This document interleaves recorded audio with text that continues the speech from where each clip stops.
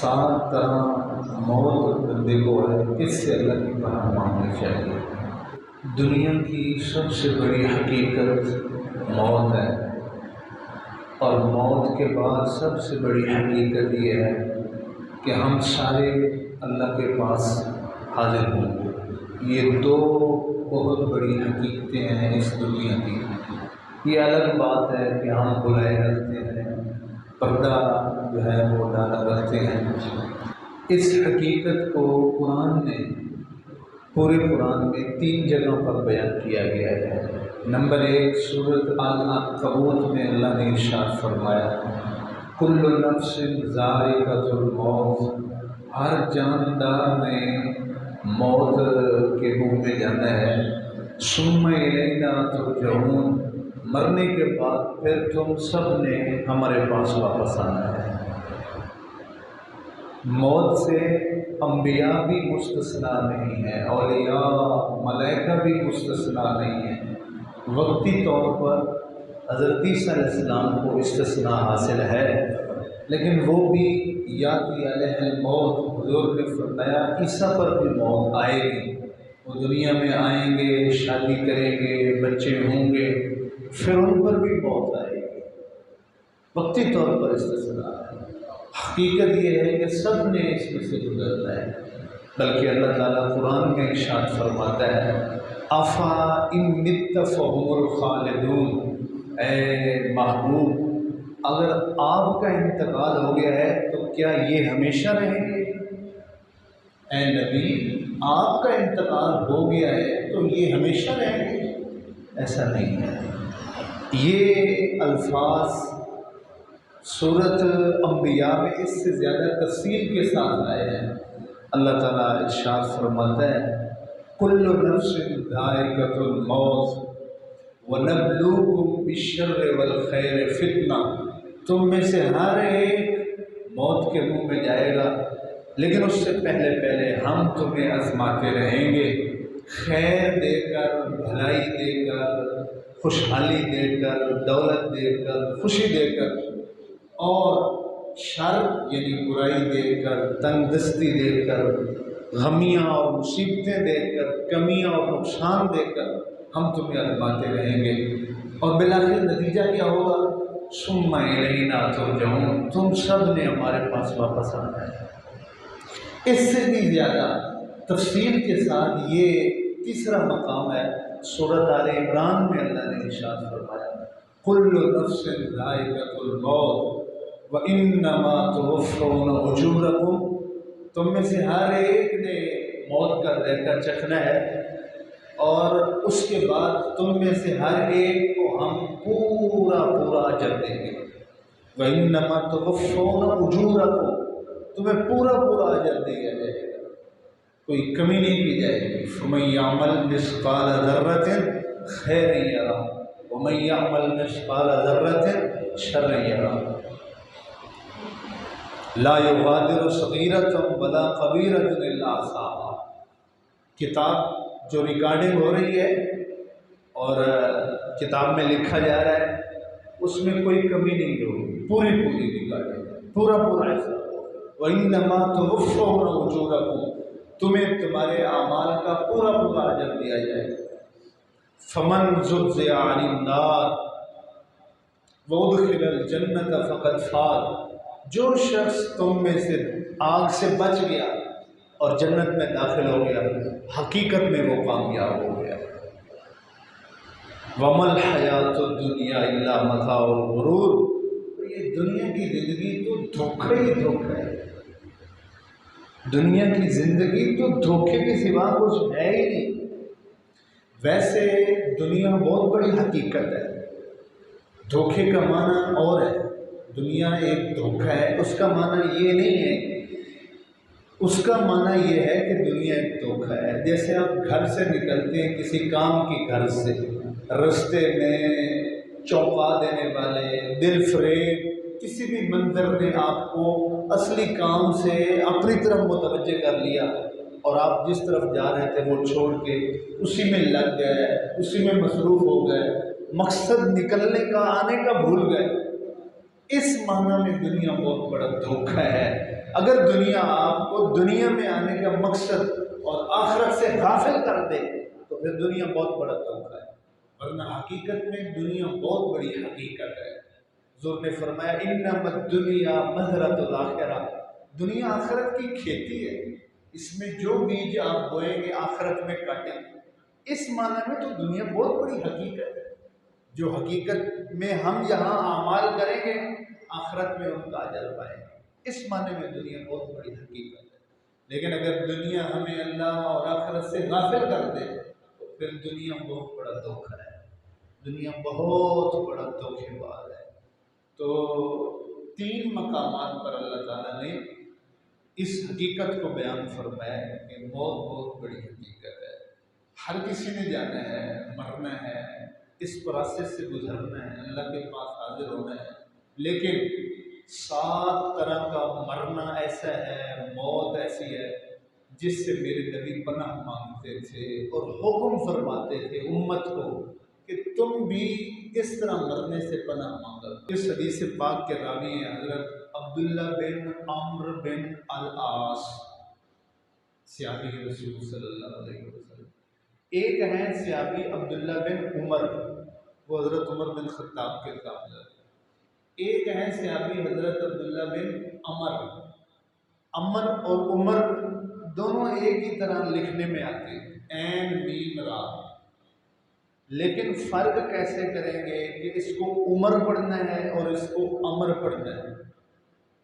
जिस ऐन मीम रा के आखिर में वाव हो उसको आप उमर नहीं पढ़ेंगे, अमर पढ़ेंगे। अगर आगे वाव ना हो, उमर के आगे वाव ना लिखी हो तो फिर आप उसको उमर पढ़ेंगे।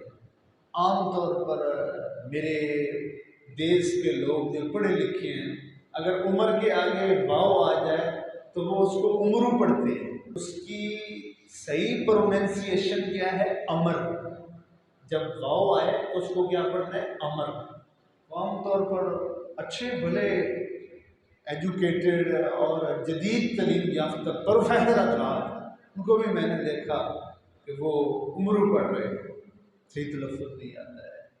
ये बताता है कि इल्म नहीं रहा, इंफॉर्मेशन रह गई है, साइंस रह गया, इल्म ख़त्म हो गया है।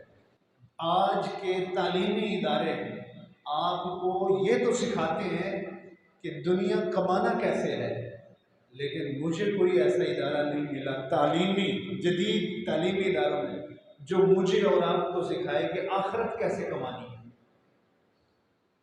इकबाल ने यही नज़रिया अपनी बात में, अशार में ऐसे पेश किया था, कौन कहता है कि मकतब का जवान जिंदा है, मुर्दा है, फरंगी से मांग के लाया है नफ्स। और ये अहले कलीसा का निज़ाम तालीम फ़कत एक साजिश है दीन और मुरव्वत के खिलाफ। अल्लाह। तो सहाबी का नाम क्या है? अब्दुल्ला बिन अम्र बिन अल-आस। आप इरशाद फरमाते हैं अन्ना रसूलुल्लाह सल्लल्लाहु अलैहि वसल्लम इस्ताज़ा मिन सब'i मौतातिन, अल्लाह के नबी सल्लल्लाहु अलैहि वसल्लम 7 तरह के मरने और मौतों से पनाह मांगा करते थे। 7 तरह की मौतों से, उनमें से नंबर 1 मौतुल फुजा। पहला नंबर मौतुल फुजा, अचानक मरना, मौत के आसार ही कोई नहीं, मरने की उम्मीद ही कोई नहीं, अचानक मर गया, हार्ट अटैक हो गया, एक्सीडेंट आ गया, कुदरती या ज़मीनी आफत, आसमानी या ज़मीनी आफत का निशाना बन गया। अचानक मरना हमारे यहाँ बड़ा अच्छा समझा जाता है, कहते हैं यार बड़ा अल्लाह ने नेक बंदा से चलता फिरता ही चला गया, और हुजूर इससे पनाह मांगते थे। अचानक मरना ये अच्छी मौत है या बुरी मौत, इसके बारे में हदीसों में 2 तरह का हमें मफ़हूम मिलता है कि ये अच्छी भी है और बुरी भी है। लेकिन एक हदीस पाक इन दोनों तरह के कंसेप्ट को इकट्ठा कर देती है। हज़रत आयशा सिद्दीक़ा रज़ियल्लाहु ताला अन्हा फरमाती हैं, मैंने हुज़ूर से पूछा अचानक मौत के बारे में आप क्या कहते हैं? तो आप सल्लल्लाहु अलैहि वसल्लम ने इरशाद फरमाया अचानक मरना राहतुल मोमिन व अख़ज़तु असफ़िल फ़ाजिर, मोमिन के लिए अचानक मौत तो اللہ کی رضا کی نشانی ہے۔ نیک بندے کے لیے، نیکوکار کے لیے، مومن کے لیے جو نیکوکار ہے، ہر وقت موت کے لیے تیار رہنے والا ہے، اس کے لیے اچانک موت راحت ہے، سکون ہے۔ لیکن بدکار شخص کے لیے اچانک موت یہ اللہ کی پکڑ ہے، اللہ کا غضب ہے۔ تیاری کوئی نہیں ہے، میں کسی کو وصیت کر جاؤں، کسی کا قرض لینا ہے وہ دے کے چلا جاؤں، مجھے کوئی توبہ کی توفیق مل جائے، مرنے سے پہلے بیمار ہوا، پتہ چلا مہلت ملی، مرنے والا ہوں، توبہ کر لوں، نیکی کی طرف آ جائے، وہ اللہ نے ٹائم دیے ہی نہیں موت لینے، اور تھا بھی بدکار۔ اسی وجہ سے میرے کریم نبی صلی اللہ علیہ وسلم اکثر یہ دعا فرمایا کرتے تھے، اللہم انی اعوذ بک من موت الفجاء، اے میرے رب محمد کو اچانک موت سے پناہ عطا فرما۔ بلکہ آپ صلی اللہ علیہ وسلم اچانک موت کو ناپسند کرتے تھے۔ ایک دفعہ سیدنا ابو ہریرہ رضی اللہ تعالیٰ عنہ ارشاد فرماتے ہیں، ایک بازار سے حضور تشریف لے کے جا رہے تھے، اس بازار کے کنارے پر ایک دیوار تھی جو جھکی ہوئی تھی، گرنے کے قریب تھی، تو آپ اس دیوار کے پاس سے جب گزرے تو تیزی سے گزر گئے، جیسے بندہ کوئی کسی خطرہ یا خوف سے تیزی سے گزرتا ہے۔ تو آپ سے استفسار کیا گیا، رسول اللہ آپ یہاں سے تیزی سے کیوں گزرے؟ تو آپ نے ارشاد فرمایا، انی اکرہ موت الفجاء، میں اچانک موت کے آ جانے سے خوب ناپسند کرتا ہوں۔ دیوار گر رہی تھی نا کہ ہو سکتا ہے وہ گر نہ جائے، اس لیے میں تیزی سے گزر گیا، کیونکہ اچانک موت آ جائے میں اس کو ناپسند کرتا ہوں۔ اور اس لیے آپ دیکھیں آپ کی سیرت مبارک میں آپ اپنی ظہری انتقال مبارک سے پہلے کافی 20 دن 15-20 دن 25 دن بیمار رہے ہیں، بیماری شریف میں علالت میں رہے، اس کے بعد آپ کا انتقال ہوا۔ تو مرنے سے پہلے اگر بندہ بیمار ہو پھر اس کے بعد اس کی موت ہے، سنت میں ہے، اور یہ بڑی مومن کے لیے، ایمان والے کے لیے اللہ کی طرف سے بڑا انعام ہوتا ہے۔ موت سے پہلے بیماری کا آنا، پھر اس بیماری میں دنیا سے چلا جانا، اللہ کی طرف سے بہت بڑا انعام ہے۔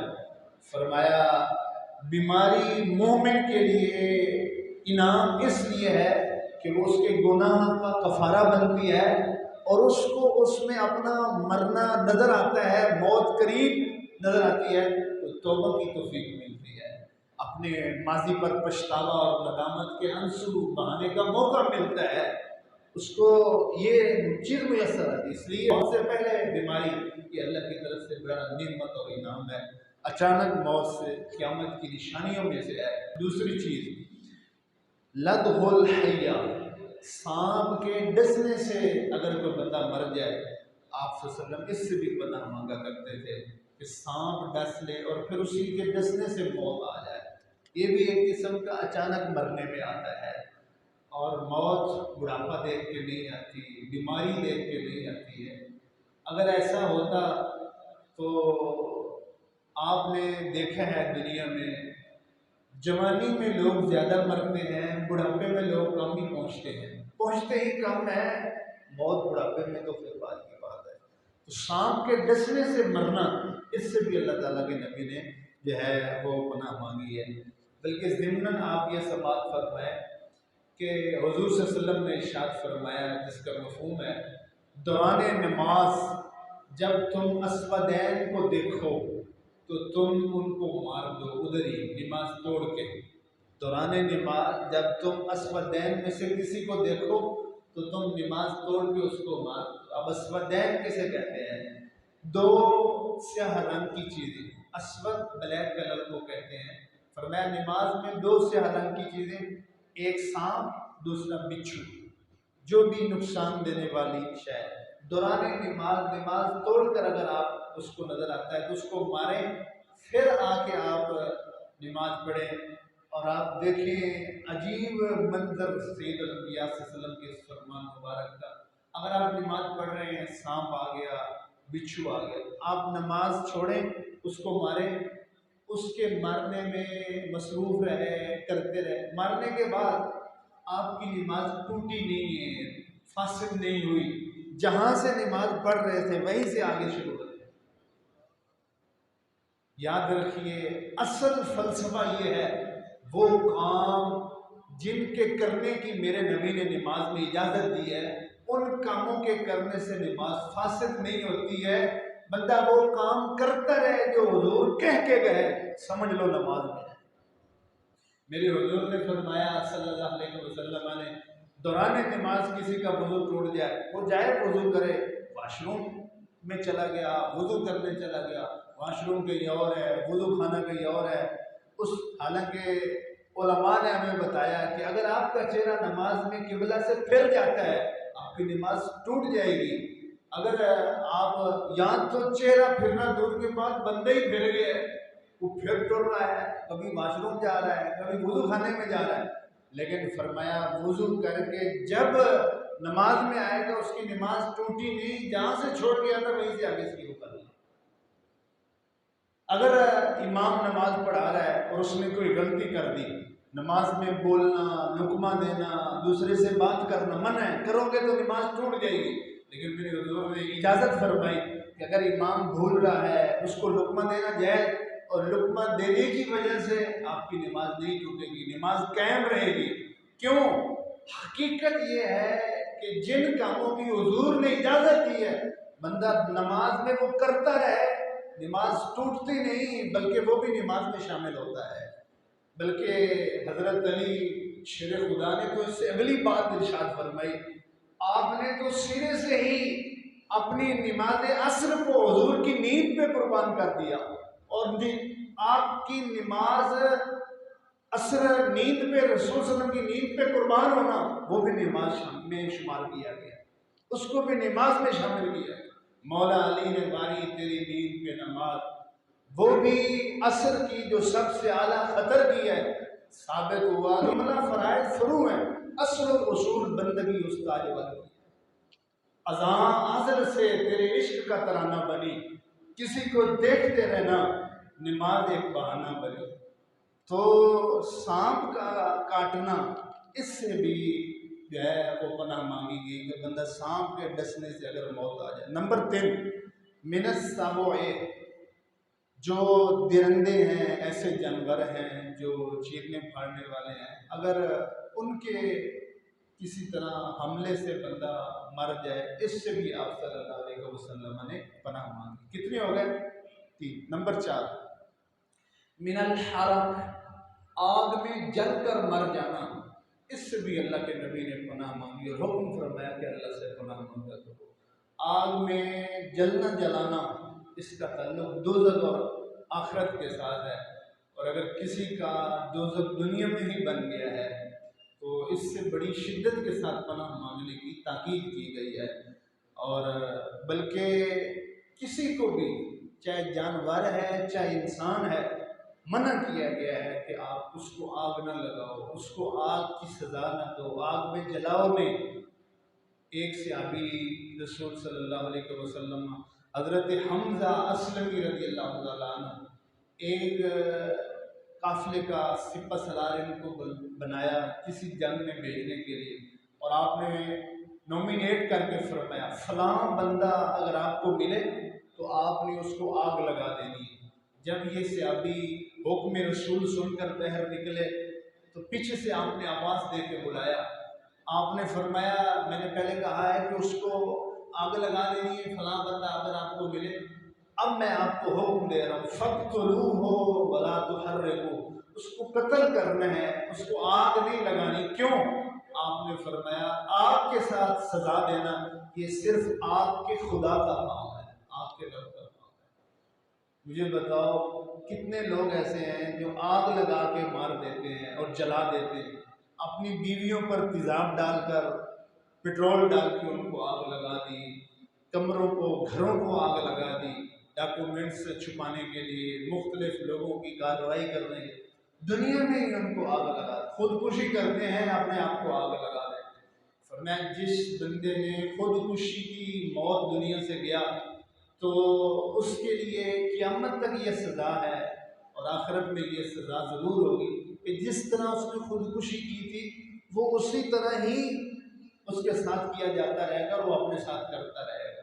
کسی نے جو ہے وہ زہر کھائی ہے تو وہ زہر کھاتا رہے گا، مرے گا، پھر زندہ، پھر زہر کھائی، پھر آگ میں گیا تو آگ میں بھی اس کے ساتھ یہ سزا کے طور پر ہوتا رہے گا۔ پانی میں غرق ہو کر مر جانا، اس سے اللہ کے نبی نے پناہ مانگی اور پناہ مانگنے کا حکم دیا۔ وہ تو سیلاب تھا، قدرتی آفت تھی، عذاب تھا، جو بھی پانی جو ہے وہ غفلت کی وجہ سے ہمارے بہت سے افراد پانی میں ڈوب کے مرتے ہیں، مختلف نہروں میں، دریاؤں میں، سیر و تفریح کے دوران اور واٹر پارک میں وہ مر جاتے ہیں۔ تو پانی میں غرق ہو کر اور ڈوب کر مرنا، اس سے پناہ مانگی گئی اور پناہ مانگنے کا حکم دیا گیا۔ چھٹے نمبر پر وَمِنْ أَنْ يَخِرَّ عَلَى شَيْءٍ أَوْ يَخِرَّ عَلَيْهِ شَيْءٌ، کوئی چیز کسی پر گرے اور وہ مر جائے، یا وہ کسی چیز پر اوپر سے گرے اور اس سے اس کی موت واقع ہو جائے،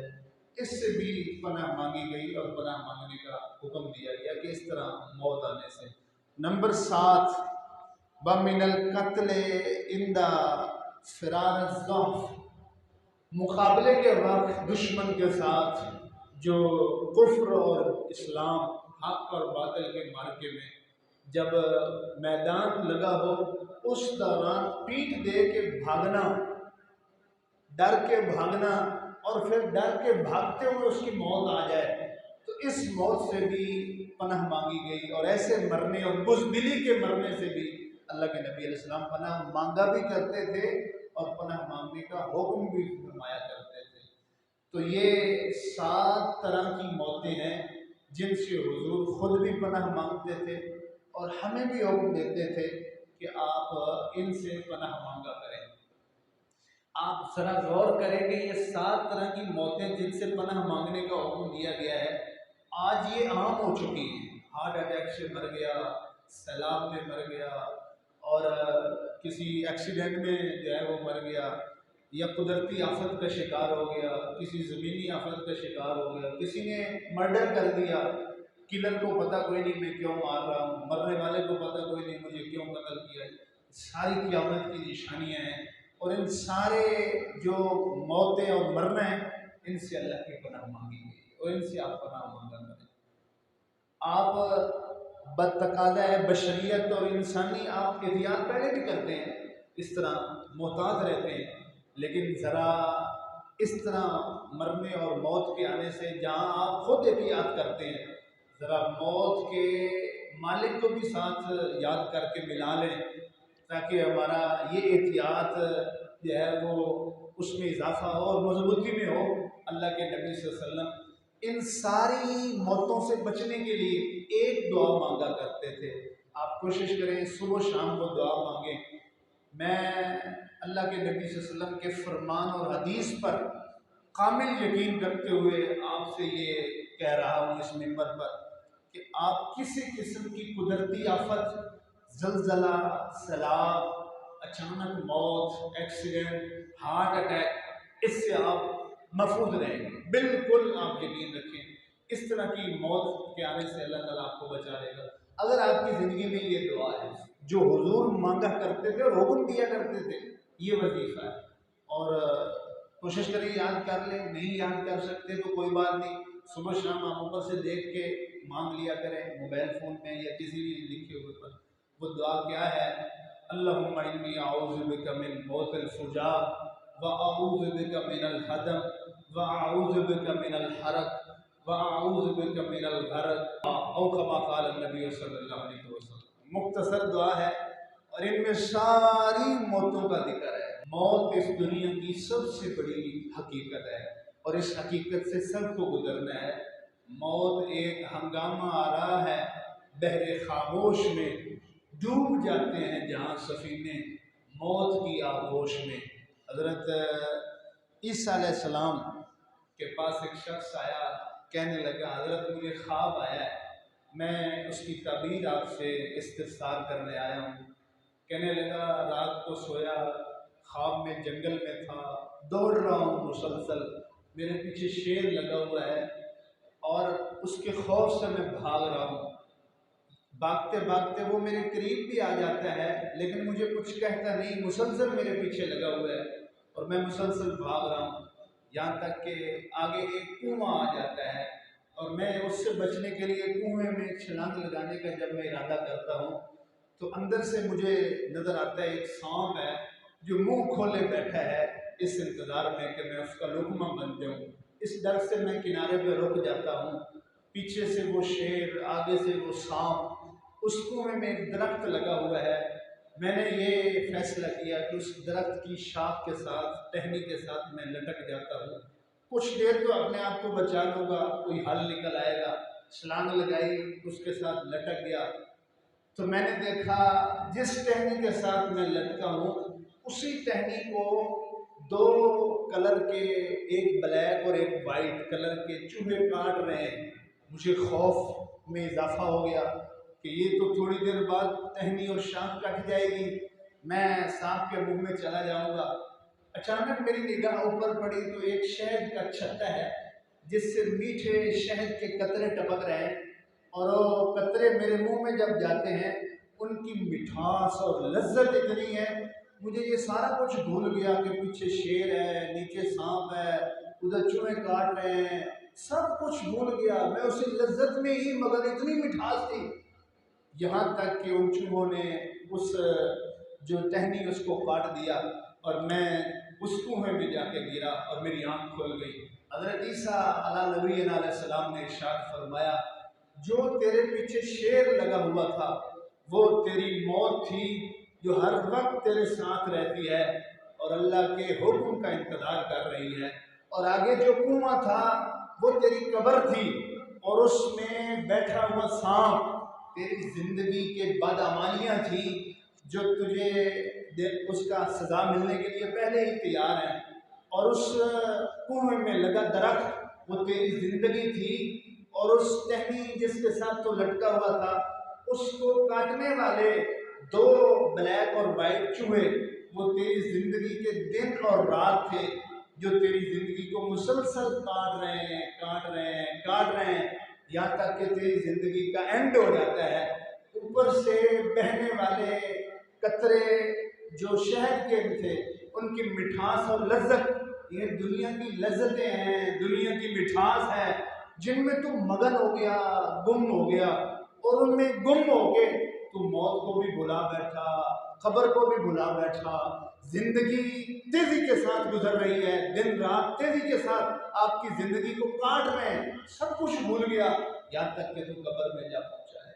حضرت صدیق اکبر رضی اللہ تعالیٰ عنہ فرمایا کرتے تھے، بغیر تیاری کے جو شخص قبر میں داخل ہوتا ہے وہ ایسے ہی ہے جیسے بغیر کشتی کے سمندر میں چھلانگ لگا دیتا ہے۔ آج آپ کے پاس وقت ہے، آپ تیاری کر سکتے ہیں آخرت کے لیے، لیکن اگر ہم اپنی زندگیوں کا محاسبہ کریں تو حضرت عیسیٰ علیہ السلام فرماتے ہیں کہ اپنے حواریوں کو، حقیقت یہ ہے کہ نہ تم دنیا کے طلبگار ہو نہ تم آخرت کے طلبگار ہو۔ لوگ کہتے ہیں نا کہ یہ تو دنیا کے طلبگار ہیں، آخرت بھول گئے۔ عیسیٰ علیہ السلام کہنے لگے حقیقت یہ ہے نہ تم دنیا کے طلبگار ہو نہ تم آخرت کے طلبگار ہو۔ حواریوں نے وضاحت طلب کی اس فرمان کی تو آپ ارشاد فرمانے لگے، بندہ جس چیز کی طلب رکھتا ہے، ضرورت رکھتا ہے، چاہتا ہے، اس چیز کے مالک کے ساتھ وہ تعلق قائم کرتا ہے، اس چیز کے مالک کے ساتھ وہ سلام دعا رکھتا ہے، اٹھک بیٹھک رکھتا ہے، تعلق بناتا ہے تاکہ میں چیز حاصل کروں۔ اس چیز کے مالک کے ساتھ میرا کچھ سلام دعا اور تعلق بنے گا تو یہ چیز میرے لیے لینا آسان ہو جائے گی۔ آپ نے فرمایا تم کیسے دنیا کے طلبگار ہو اور آخرت کے طلبگار ہو؟ نہ دنیا کے مالک سے تم کوئی تعلق بناتے ہو نہ آخرت کے مالک سے کوئی تعلق بناتے ہو۔ اگر دنیا اور آخرت کے طلبگار ہوتے تو تم دنیا کے مالک کے ساتھ کچھ تو تمہاری راہ و رسم ہوتی، کچھ تو اٹھک بیٹھک ہوتی، کچھ تو اس کے پاس آتے جاتے، اس سے سلام دعا رکھتے، تعلق بناتے۔ لیکن حقیقت یہ ہے کہ دنیا کے ہی پیچھے ہیں، رزق کی ہی تلاش میں ہیں، رازق کی تلاش ہی کوئی نہیں ہے، دنیا کے مالک کی تگودوئی کوئی نہیں ہے۔ آپ باشعور لوگ ماشاءاللہ یہاں موجود ہیں، اگر زندگی میں کوئی ایسا دوست مل جائے جو اس حد تک آپ کے ساتھ وفادار ہو کہ آپ کی خاطر وہ کسی سے ناراض بھی ہو جاتا ہے آپ کی خاطر وہ کسی سے سلام دعا بھی چھوڑ دیتا ہے، آپ کی وجہ سے وہ تعلق ختم کر دیتا ہے، صرف آپ کی وجہ سے۔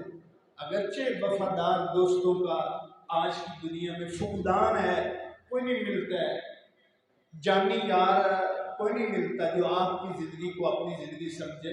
نانی یار ہی ملتے ہیں، نان کھانے والے، جانی یار کوئی نہیں، نانی یار ہیں، نان کھانے والے۔ پیٹ جیب بھری دیکھی تو سارے بیلی، خالی دیکھا تو سارے سلام علیکم۔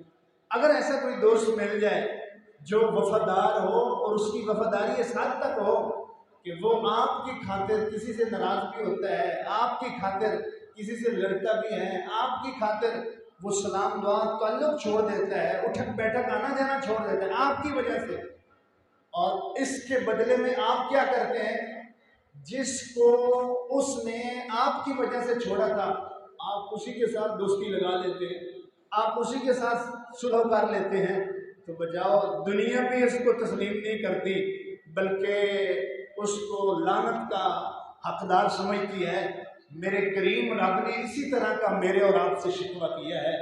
اللہ فرماتا ہے یا ابن آدم لعنت ابلیس وغضبت علیہ وترہبتہ من اجلک، اے ابن آدم ابلیس پر میں نے لعنت کی تیری وجہ سے، ابلیس کو میں نے گھر سے نکالا تیری وجہ سے، ابلیس کے ساتھ میں نے تعلق ختم کیا تیری وجہ سے، اور ابلیس سے میں ناراض ہوا تیری وجہ سے، اور تیری دوستی اسی کے ساتھ ہے، تیری سلام دعا اسی کے ساتھ ہے، تیری فرما برداریاں اور وفاداریاں اسی کے ساتھ ہیں۔ کہاں کا انصاف ہے، کہاں کی بندگی اور یہ چیز ہے؟ تو دوستو قبر میں جانے سے پہلے، اللہ تعالیٰ سے ملنے سے پہلے اللہ کو راضی کرنے کی کوشش کریں، اللہ سے ملاقات سے پہلے اللہ تعالیٰ کو راضی کرنے کی کوشش کریں۔ اگر گھر نہ بنا ہو، مکان مکمل نہ ہوا ہو تو آپ شفٹ ہوتے ہیں؟ نہیں نہ ہوتے۔ لیکن کیسے ہم لوگ ہیں، قبر کی تیاری کوئی نہیں ہے، آخرت کے گھر قبر کا ابھی ہماری تیاری نہیں، اس کو بنایا ہی نہیں، اور ہم شفٹ ہونے کے لیے ہر وقت منتظر ہیں کسی وقت بھی موت کا پیغام آئے اور وہ ہمیں وہاں تک پہنچا دے۔ تو وہاں شفٹ ہونے سے پہلے اس گھر کی بھی تیاری خوب کریں، اور اس سے پہلے کہ موت کا پیغام آئے اور پھر آپ کہیں میرا اتنا پیسہ مدرسے کو دے دینا، میری یہ چیز فلاں غریب کو دے دینا، میرا یہ فلاں یتیموں کو دے دینا، میرا اتنا پیسہ فلاں اللہ کے راستے میں دے دینا۔ تو بھائی زندگی میں اللہ نے تجھے مہلت دی تھی تب تو یہ کرتا، اب مر رہا ہے، سانسیں اکھڑ رہی ہیں، اب تیرا تو ہے ہی نہیں، یہ تو پچھلوں کا ہے، ورثاء کا ہے۔ اس لیے حضور نے فرمایا مرنے والا اگر کوئی وصیت جو ہے وہ ایک تہائی مال کی وصیت کو مانا، 1/3 کو مانا جائے، اس سے زیادہ نہیں، حالانکہ سارا مال اسی کا ہے، لیکن نہیں تیرا نہیں، اب یہ پچھلوں کا ہے۔ تو وہ کیوں اکٹھا کرتے ہو؟ سارا استعمال تو نہیں کر سکو گے، وہ کیوں بناتے ہو جس میں ہمیشہ نہیں رہ سکو گے؟ اتنا اکٹھا کرو جتنا آپ استعمال کر رہے ہیں، اکٹھا آپ نے کیا، استعمال کوئی اور کرے گا، حساب آپ جا کے دے رہے ہوں گے۔ کئی بار ہم نے دیکھا کہ جن کا مشکی بدن تھا، معطر کفن تھا، جب قبر کوہن ان کی اکھڑی تو دیکھا نہ اس میں بدن تھا نہ تارے کفن تھا۔ اللہ ہم سب کو سمجھنے کی توفیق عطا فرمائے۔